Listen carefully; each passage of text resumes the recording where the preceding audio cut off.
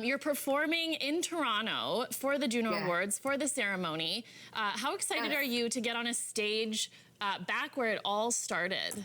When you look back to when you first got the role on Kim's Convenience, is this what you imagined you would be doing?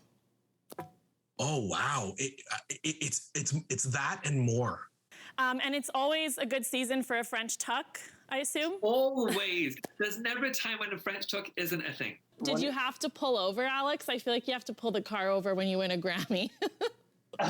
Well, I'm proud of myself for keeping it straight on the road. I didn't go off to the side of the road or anything, you know. I want to start with a red carpet moment that you had where Jason Momoa paid you quite the compliment. So let's take a look. I mean, technology has changed so much, in the last 2 decades since you released this first album. How has your perspective changed? Like, how did you feel when you were writing that first album about the future? And how did you feel writing this album about the future? That's a great question. Did you lean over to that person talking to you and say, hey, I just got nominated for a Juno? Okay, so I did make a few quick phone calls right after I figured it out, and I tried to keep my voice down. Freezing and Canada do go together. It just got above like freezing here, spring, quote unquote. This album is so interesting. So the entire thing is improvised. Nothing was rehearsed, pre-recorded, or edited, correct? Correct. Yeah. So what inspired you to approach it this way, and what was the creative process like in putting it together? And you had to hold it in on that flight too, like knowing that news, you just want to tell somebody, but your phone's on airplane mode.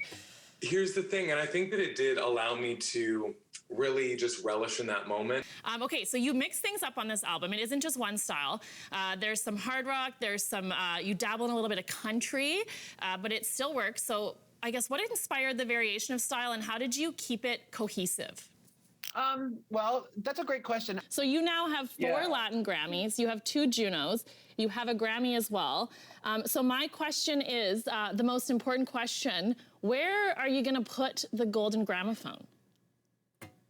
Well, something that always kind of stands out to me is how different every album that you release is. It seems like you guys never put yourselves into any kind of style or genre box. Is that intentional? Like, are you trying to consciously push boundaries, or is that just kind of the natural evolution of your music? It's probably a little bit of both.